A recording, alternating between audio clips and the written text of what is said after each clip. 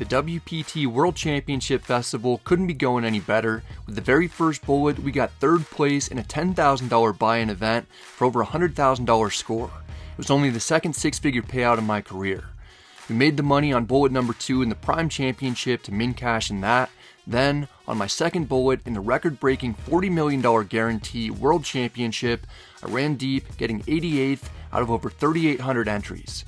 I got 35th the year before, so I'm one of only very few players who have reached the top 100 the only 2 years the tournament has been in existence. I received over $50,000 for the effort.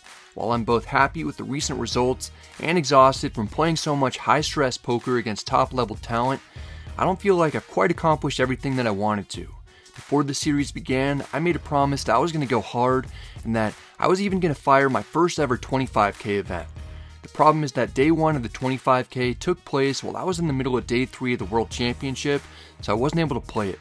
I was looking forward to pushing myself out of my comfort zone and competing in a tough field consisting of poker's elite. My mom actually takes a look at the schedule and lets me know that there's still one last tournament that I could play to accomplish my goals. With my mom's encouragement, I head to the win for possibly the final time during the WPT this year. The main concern for me is that the tournament I'm about to play is going to push me so far out of my comfort zone, it might shatter my confidence if it quickly becomes apparent that I'm outmatched and I bust immediately. The players in the field are the absolute best in the world, and the buy-in is 5 times bigger than any event that I've ever played before. Just fire in the 50K? 2 days after cashing for about $50,000 in the World Championship event, we're letting almost the entire payout ride to test my skills against nearly everyone who I look up to in poker. I'm walking through the ballroom where I spent a lot of time. Plenty of tables are in use for a smaller buy-in event, which I have way more business playing. I've done well out here, and I'm comfortable out here. I remember the big pots and success that I've had in this room. It almost feels like home to me now. That feeling abruptly fades as I enter the area set up specifically for super high rollers in the big one for one drop section where they recently were playing a $1 million buy-in. I feel like I'm about to pass out as I'm looking around at all my opponents. My brain almost can't process how many talented players I'm walking by that I'll be facing. Each big name player I see is a sharp reminder that I'm a long way from the 510 of Bellagio. Just to point out a few as we pass, Bin Wang, the number 1 ranked player in the world, is on the left. He's sitting at the same table as Bonomo. Then on our right, we see Kevin Rabichow. He's on Jonathan Jaffe's left. The next table we see has even more crushers, including Alex Foxen, Chris Brewer, Adrian Mateos, and Steven Chidwick. I'm immediately regretting buying in. I head over to draw from my seat in order to find out which table of death they're going to put me at. Ultimately, they switch where Jaffe was seated and have me sit there with Rabichow on my left. Ponikovs is across from me, who's ranked 29th in the world. There are a bunch of other top Euros as well. There's only one recreational player, making this the softest table in the field. And then hiding in the one seat is Christoph Vogelsang, who I played with quite a bit during the World Championship run. I've actually played against quite a few of the players in the field at different points, but it was in much smaller buy-in events when there were several other recreational players at the table, so I could go after them and avoid the top pros. Right now, there's absolutely nowhere to hide. I feel like I'm fresh chum that was just thrown into the deep sea. We begin play with 200,000 in chips to start. As always, I give updates on Instagram so that people can follow with what will likely be a short run in real time. One cool thing that happens right away is Bin Wang comes over to say hi and wish me good luck. He has a very solemn tone, as if I've got stage 4 cancer and it's obvious I'm not actually going to make it. I still appreciate the kind words. To be honest, I don't even expect to survive very long myself, but I hope to at least give it a good fight and try to pick up as much as I can from watching the other players. As someone who's accomplished so little compared to the rest of the opponents, I don't have their respect as a player. I don't even have the respect of the person in charge of the updates for the tournaments, as they have my name wrong, adding an S to the end of my last name. We start with about 15 minutes remaining in level 4. 7 players have already been eliminated, although they can re-enter if they're willing to put up an additional $50,000. Most are, since that amount is peanuts to them. For me, it's about 1/3 of my yearly poker profit coming into the event. I certainly won't be firing again for that amount today, or possibly ever. We get off to a nightmare start, not winning a hand for over an hour. I don't mind being card dead too much at the moment because it's a huge adjustment from what I'm used to, and it can sometimes be helpful to sit back and observe before getting heavily involved. One thing I noticed right away is that players are fighting significantly harder for every single pot on every single street. There's no passivity, it's aggression and maximum pressure nearly every hand. I finally win my first hand in level 6 to reach my first objective of the day. I certainly didn't want to lose immediately and embarrass myself without even being able to gain anything from the experience. I don't get much time to feel good about winning a pot because I go right back to losing. Over a quarter of the stack is gone by the first break that I make it to. Perhaps late registering wasn't a good decision. It's 40-minute levels on day 1 and I'm already feeling pressure. With this update, I'm doing my best to prepare those who are following along on Instagram for what could be a swift exit in order to soften the blow for them and partly for myself. It's looking a bit bleak as I'm wandering the hallway trying to come up with a plan for how I'm going to counter the unrelenting aggressiveness from all the superstars that I'm surrounded by. If I can get dealt some good cards at some point, I think that I'll be able to win some big pots from them. Unfortunately, I've only made one pair for the first hour and a half or so that I played, so hopefully I can crank up the heat a little. With blinds at 3,000, 6,000, we're dealt King 7 suited in the small blind. Vogelsang is on his second bullet and is now on our direct right, raising to 13,000 from the button. I call. The big blind is the new player who replaced Rabbit-Chow. The big blind calls. We're going 3 ways to the flop out of position. It comes King 8-4 rainbow. We've made a rare pair and we've got some backdoor draws to go with it. Although there's no way to know if we're best or not. I check. The big blind checks. Vogelsang has the option to assert some pressure like I imagine he'd do with any hand better than ours. He somewhat surprisingly checks back. I doubt he has us beat, but he's tricky sometimes, so we can't completely rule that possibility out. The turn is the Jack of Spades, giving us a flush draw. Another Broadway card should be better for the pre-flop aggressor, so I check to conceal our strength and allow the button an opportunity to bluff. He won't get one though. The big blind is one of the few recreational players who are normally 9-figure net worth individuals, if not billionaires. He makes a tiny bet of 6,000. It's a 1 big blind bet that probably won't achieve much. Vogelsang is perplexed. He just calls, which is something I wouldn't expect him to do with anything better than top pair. It's another piece of evidence that leads me to believe that we're best. Even if we're not, we'll have plenty of outs. I put in the check raise to 35,000 in order to charge opponents a real amount to see the river. The big blind quickly folds. Vogelsang takes some time to ponder his decision. Eventually he calls. He could have a draw of some sort, or maybe he has a pair of jacks or 8s. The river is another 8 pairing the board. The draws miss, but if the opponent had an 8, we lost our lead. I still think it's more likely that we're up against a pair of jacks or an ace-high type of hand.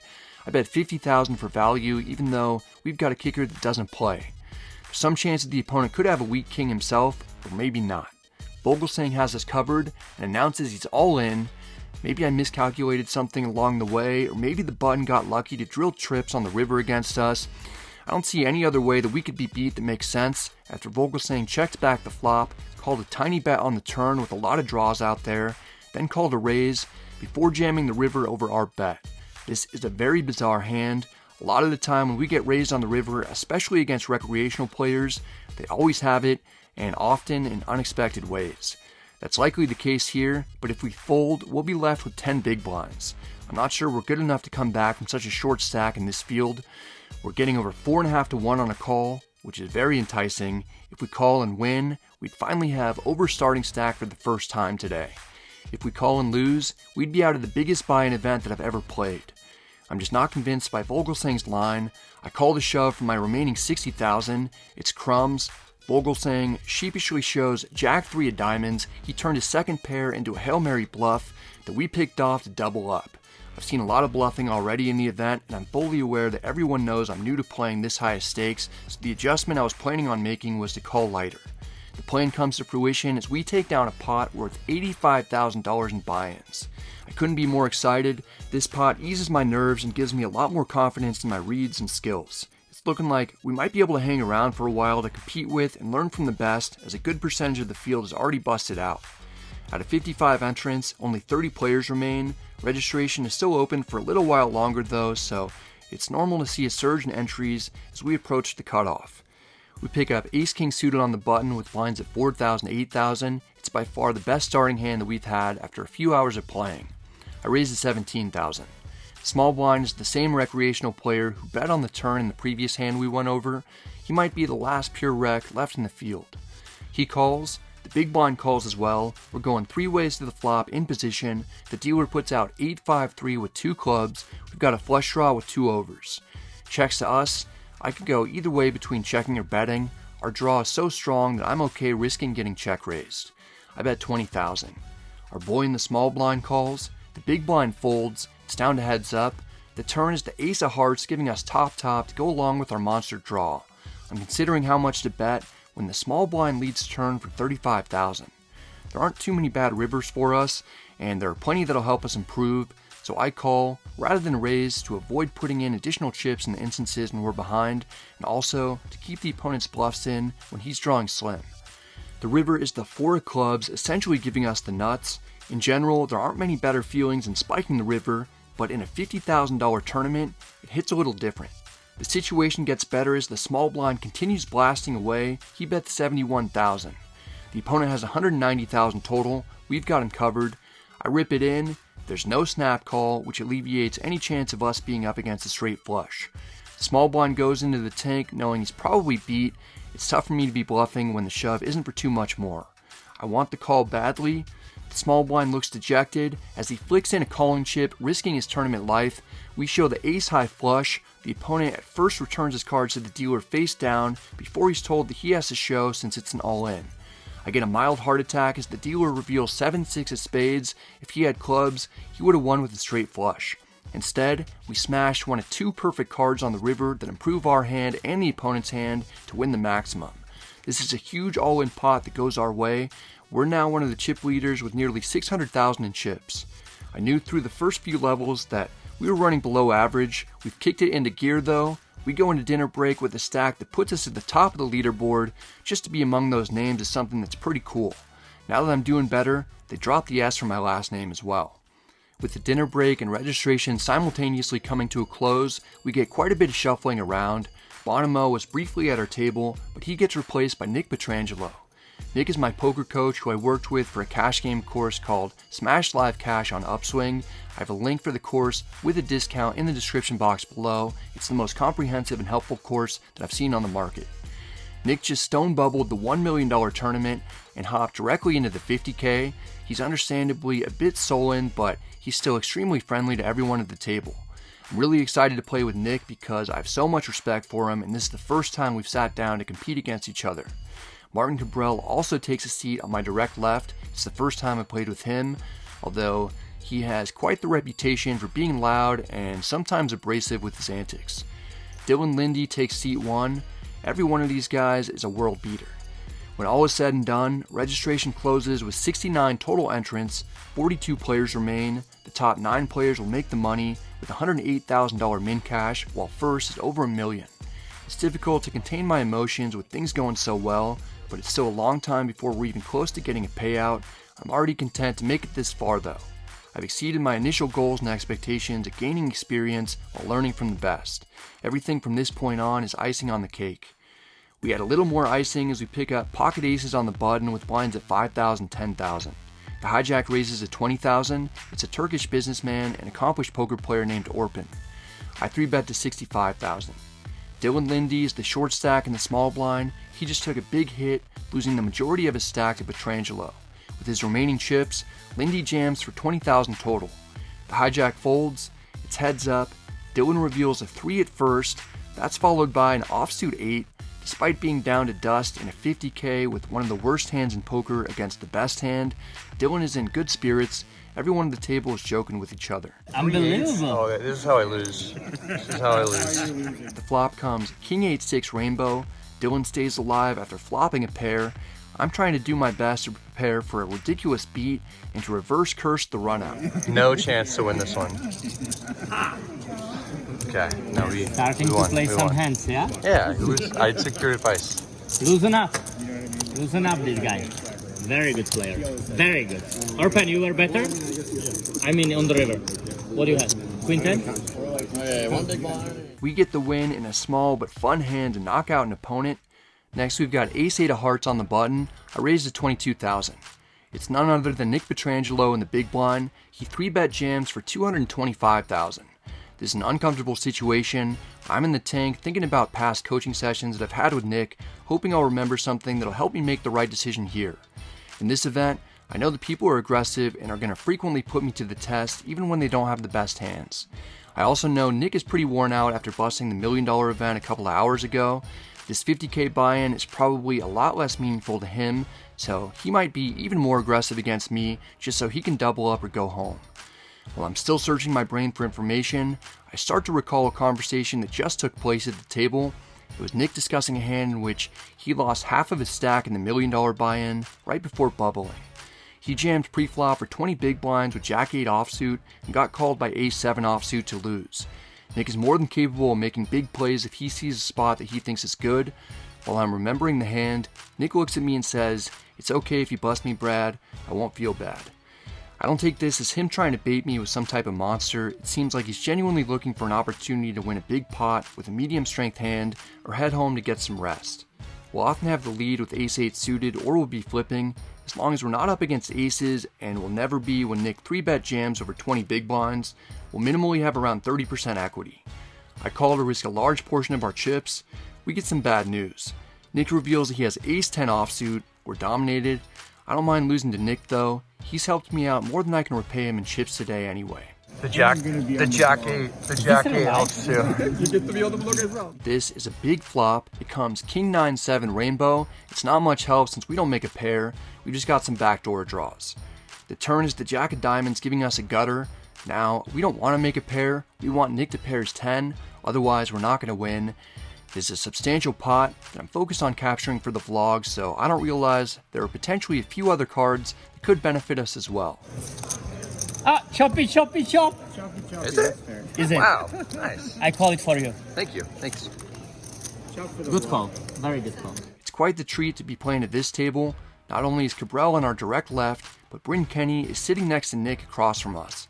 Both of these guys have had to deal with some pretty serious allegations. By the way, if you're wondering if it actually was a good call or not by me, when we bring up a similar situation on GTO Wizard, which is probably the tool that I use the most when I'm studying on my own, we see with 25 big blinds effective, raising on the button with Ace-8 suited is standard. After the small blind folds, we see the recommended strategy from Nick in the big blind with Ace-10 offsuit. He's supposed to pure 3-bet rip it for 25 big blinds. Notice, he's supposed to 3-bet to a smaller amount with his absolute best hands like aces, kings, and queens. Once he jams, we get back to the strategy for us, and we see that Ace-8 suited is a pure call at this stack depth. Nick actually had less than 25 big blinds, which makes the call with Ace-8 suited even more reasonable. This is a great tool to use for tournament and cash game situations. It gives post-flop solutions as well. I have a link below with a discount to the site if you're interested in signing up for it and using it yourself.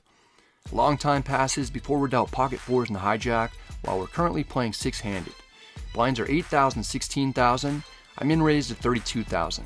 Orpin's in the big blind with only 124,000. It's slightly less than 8 big blinds. He 3-bet jams. We're never folding a pair for 6 big blinds more. I call and show our fours. The big blind has Ace-10 offsuit. We've got a small edge. That disappears as we see a 10 in the window, giving our opponent top pair on a 10-9-5 flop. It's gonna be tough to win this one. How much? You need to put energy into that. You were like resigned after 124. 124. You were like already losing. Like I didn't feel good about the all-in. It's tough to beat Ace-10 offsuit twice. With blinds going up every 40 minutes, having about 400,000 at this point in the event isn't all that comfortable. It's less comfortable as Seth Davies joins the table as the chip leader 2 to our left with only 24 players remaining. He gets me good in an unexpected way. Lost that flip with pocket fours against Ace-10 offsuit. That was unfortunate. And then played a hand pretty poorly. I had Ace-4 offsuit in the big blind. Under the gun +1. Min raises to 32,000. I call. Flop comes 6-4-3 rainbow. We both check. So I kind of put him on like an ace high type of hand after we both check. Turn is the queen of clubs, putting 2 clubs on the board. We've got middle pair and no club. I check. The opponent makes a small bet of 22,000. I call. The river is the 8 of clubs, So the backdoor flush draw gets there. I check, the opponent has a big stack, over $1 million, probably chip leading. He bets 150,000.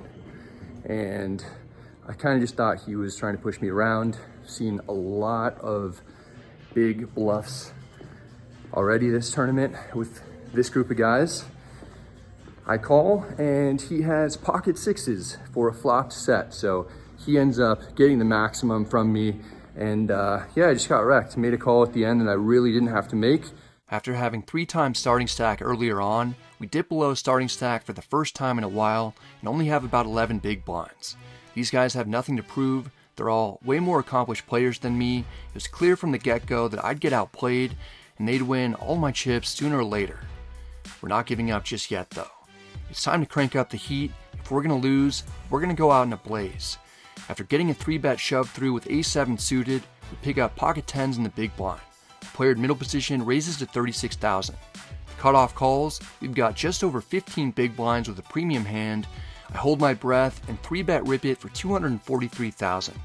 The initial pre-flop raiser asks for a count. I don't mind giving him one, although getting 2 quick folds with no sweat wouldn't be bad either. We confirm the stack amount, the pre-flop raiser folds. He's the one who is most likely to have us beat. It's a big accomplishment to get him out of the way, even if he only has 1 or 2 overs. Now the action's on the cutoff, who will play a big role in determining our fate. It's the second time that I've 3-bet jammed in a few hands. These other guys might be getting annoyed. Good. I want to annoy them, I want to stick around and disappoint them every time they put chips in, hoping to see it flop cheaply. The cutoff folds. After getting our shove through with ace-7 suited and showing the table, we climb the hand rankings and get the job done with a strong pair. Good. You are improving. Good. Yes. Good play. Thank you. We do well to go from below starting stack back up to a healthier amount before we go on break, but blinds increase to 10,000, 20,000, leaving us without much room to play. We're gonna have to continue to be aggressive if we want to make the money, and that milestone isn't too far away. There are only 22 players left. Over 40% of the remaining field will walk away with 6 figures or more. We pick up Queen 10 offsuit in the small blind. I limp in for 20,000, which I'm going to do with quite a few combos from our stack depth of roughly 19 big blinds. Kabrhel's in the big blind. He's been concurrently running up a big stack and running his mouth. I actually think it's pretty funny to witness his shenanigans firsthand, but I can see that the people who play with him regularly aren't as amused. Kabrhel raises to 65,000. I call, we're heads up out of position, the flop comes Queen 8-8, we've got top pair and a decent kicker. I check to the pre-flop aggressor, the big blind bets 50,000. We only have 310,000 total. I'm confident that we've got the best hand. I'm considering calling to allow Kabrhel the chance to continue bluffing if he's got air.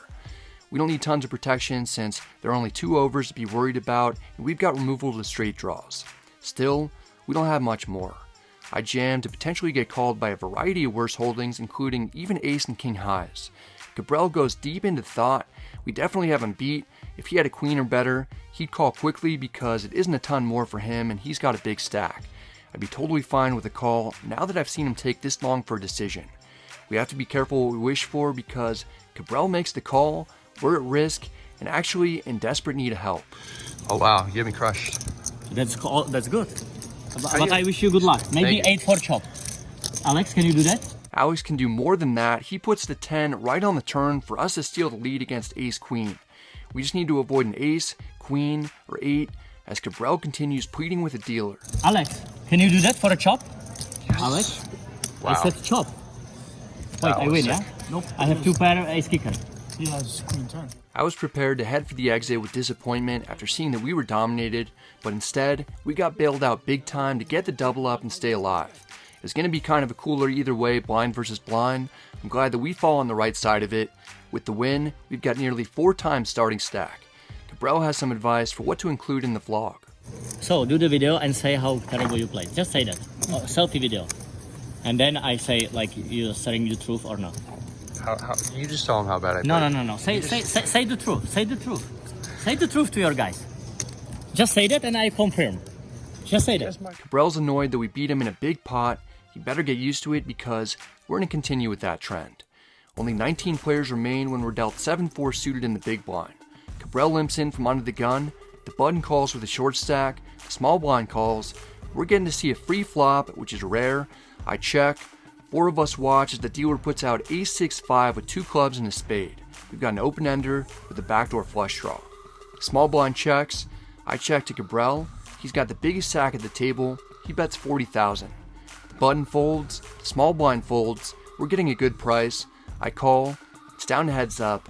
The turn is the 8 of hearts, giving us the second nuts. I check to set the trap. Kabrhel unfortunately checks back, indicating that he probably has one pair worse. The river is the 10 of diamonds. It doesn't change anything since 9-7 already had us beat, and we've ruled out our opponent having that after he checked back the turn. I check to give Kabrhel one last opportunity to bet. Under the gun takes the bait, betting 80,000. It's time to spring the trap into action. I check raise to 350,000 with 5 in a row. It should look odd after I've done a lot of checking, and now all of a sudden I'm representing a strong hand. Maybe we'll get looked up light. Kabrhel was hooked, but we're not able to reel him in.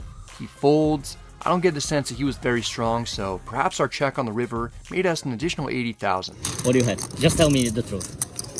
Very good hand. You will put it to the Very blog? good hand. Oh yeah, that one's going on the vlog. Kabrhel is quite the character. It's not just me he's getting into it with either.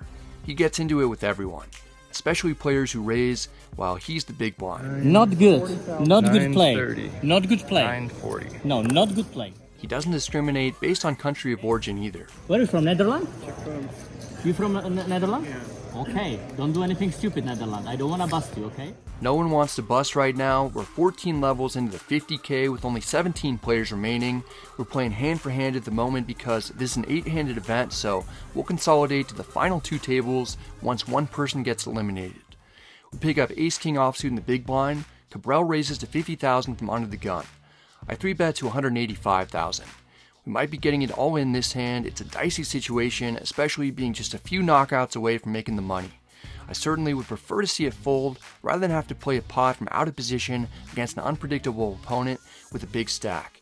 Kabrhel calls, which is the most uncomfortable option that he could have gone with. We've got a stack to pot ratio of less than 2. The flop comes queen 4 deuce with 2 clubs. It's not what I was hoping for. It isn't terrible though. Kabrhel shouldn't have any of the sets. He shouldn't have pocket 4s or deuces in a 3-bet pot, and he's supposed to jam pocket queens pre-flop. Kabrhel should only have one pair or worse. We don't have a pair, but at least we've got the ace of clubs, giving us a backdoor draw to the nuts. This is a delicate situation that could lead to disaster if we misstep. I bet 140,000 to ideally take it down without any resistance. The opponent goes into deep thought once again. We've got a large portion of our stack already in the middle. This is a pivotal 3-bet pot that will either put us over $1 million in chips for the first time, or if we get jammed on, we'll throw up.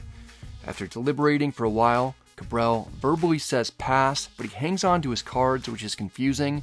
I'm not sure if saying pass is binding as a fold or not, particularly if the opponent isn't mucking his cards. I want to avoid possibly getting angled, so I get some clarification. You said pass, right? Yes, I said pass. Just fold it. Yeah, show. You fold. Just European fold. What is this? Yeah. This guy like playing like nuts. Yeah. If I go all in, what do you do? Snap call. Snap fold, yeah? Snap call. Why you don't speak with me? We get the stack over $1 million for the first time in the tournament. We've got 5 times starting stack, and we're still playing hand for hand with 17 left. This experience has already way exceeded my expectations, but it gets even cooler when Jason Kuhn takes a break from his table after he's done with the hand to check the stacks at the other tables. He comes over to see me, sees that we're doing well, gives me a fist bump and says, "Nice job," as if he's proud of me for jumping into the deep end and not sinking straight to the bottom. I first met Jason about 9 years ago playing 2-5 at Redraw one night before I ever made a poker vlog. He was there with his girlfriend at the time, who has since become his wife. It was her first time playing live poker in a casino. Jason was appreciative that I was patient and occasionally helping her out. I even stuck up for her when an older regular was being a bit rude. Since then, Jason has always gone out of his way to be nice to me. When I saw him again nearly 6 months after meeting him initially, he remembered that night and made a point to tell me thanks. I've always had a ton of respect for Jason as a person and as a player, so it was cool to see him rooting for me. 2 players end up busting in the same hand, so we redraw for seats as we're down to the final 2 tables. Only 15 players remain. We've got a little over average stack. Only 6 players need to get knocked out before we secure a 6-figure score. We only need to outlast 14 players to win a super high roller title and over $1 million in cash. It seems like it's within reach, but but don't be fooled into thinking that this will be an easy task. We have to go through an absolute gauntlet of Goliaths. Our new table is the toughest one that I've ever played. Seth Davies, Kabrhel, Jason Kuhn, and Chidwick are all sitting with us. This is the last redraw before we get down to 9 players. The situation is ridiculously daunting as we approach the bubble. Here's a full list of all the players and chip stacks. We're 5th in chips at the moment. It's well past midnight. My eyes are red and not seeing things as clearly as when we began the day, but we're playing one last level before bagging up for the night. Chidwick loses 2 big hands back to back, ultimately getting knocked out in 15th. We're down to 14 and 5 away from the money. The shortest stack at the other table gets bounced from the tournament as well. We're down to 13 players as we finish the night in the middle of the pack. Making it this far and outlasting so many guys that I look up to in the industry has been a dream come true, but I'm hoping that I won't wake up just yet. It's a big accomplishment to have made it this far, but if I don't make the money, I'll have nothing to show for this effort except this vlog and $50,000 less than I started with. Surely I'll sleep great after playing the most exhilarating day at poker and the biggest buy-in by 5x against by far the toughest competition that I've ever faced, knowing I've got a realistic shot at winning over $1 million. Stay tuned for next vlog. I promise it'll be a good one. That's it for this one, guys. I hope you enjoyed it. If you did, I'd appreciate it if you hit the like and subscribe buttons. It helps out the channel a ton. If you have any questions or comments, feel free to let me know in the comment section. I'm happy to get back to you. Next episode is going to be day 2 of the $50,000 buy-in, where I get my biggest score of all time, so be on the lookout for that. Also, some of you may have noticed that I'm holding a baby right now. This is my son, Henry Michael Owen. He was born just under 2 weeks ago, and it's just been really great to have my family in town and to have this little guy enter our lives.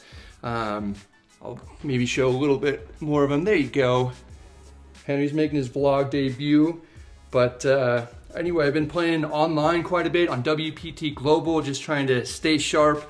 And I'm up about $5,500, mostly playing cash games, but I'm also playing a handful of tournaments on Global right now because they're not taking a rake from the MTTs. I have more information in the description box below for that. But if you're interested in signing up and playing with me, there's a deposit match bonus of up to $1,200 if you use the bonus code BRAD.